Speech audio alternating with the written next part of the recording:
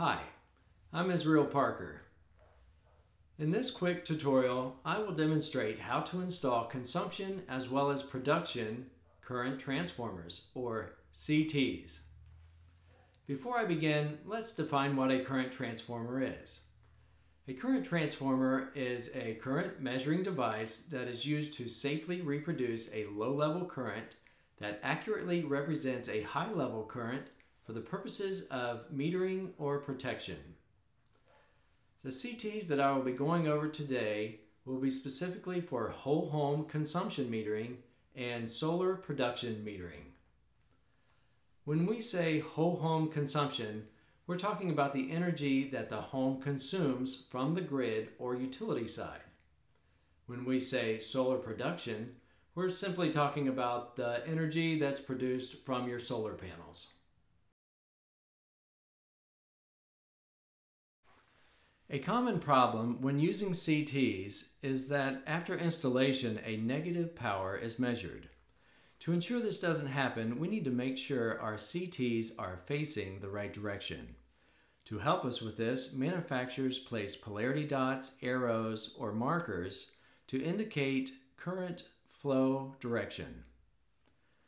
Most solar CTs come with a marker on one side that says this side towards the source, like this one. That being said, it is very important to read your manufacturer's instructions because some manufacturers consider the source for a consumption CT to be the grid and the source for your production CT to be your solar, while others consider the grid to be the source for both. Today I'll be installing SunPower's CTs, and they consider the grid to be the source for both your production CTs and your consumption CTs.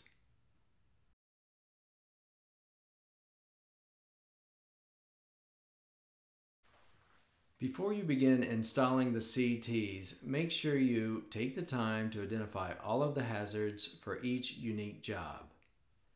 Make sure you wear all the appropriate personal protective equipment, or PPE. In most installations, you'll need a hard hat, safety glasses, insulated screwdrivers, and appropriately rated hot gloves. Next, de-energize the load center. Still be cautious because unless you remove the meter, the line side of the main breaker will still remain energized even when the breaker is off.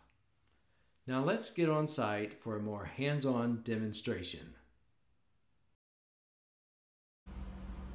After de-energizing the main panel, you'll need to determine if your split-core CTs can fit around the service conductors or bus bars.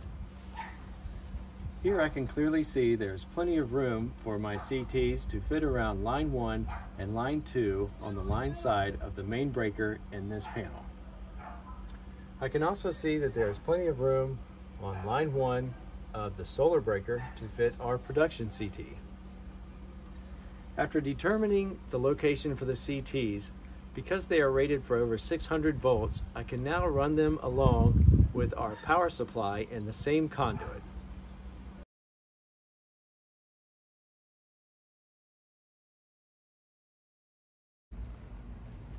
When pulling your wires into the SunPower PVS6, always try to run your high voltage wires together on one side or the other, allowing clear separation from your high voltage wires and your low voltage communication wires. Because there is low level current that begins to flow through the CT wires once they are snapped in, you always want to make sure you dedicate the CT wires to the terminal blocks before you actually snap your CTs around the wires.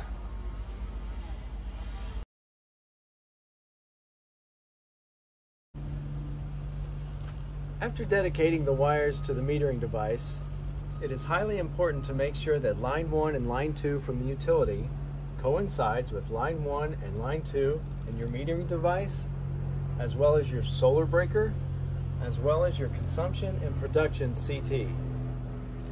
Now we can go ahead and snap in our CTs while making sure the marker is facing towards the grid, tidy up our wires, and commission the solar system.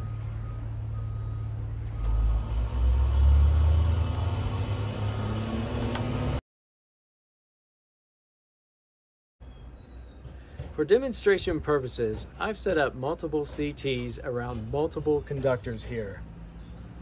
Now we should only do this when it's impossible to clamp around the main conductors or bus bars. This can prove to be a little more difficult and time-consuming, but it's well worth it so that the homeowner can see their whole home consumption.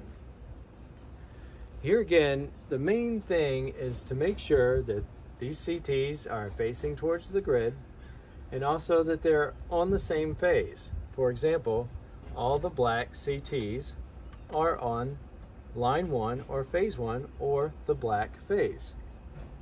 Now when I've wire nutted them together, I've made sure that I take all the white wires and all the black wires from all the line 1 CTs and put them in a single wire nut, like shown. And I've done the same thing with line 2.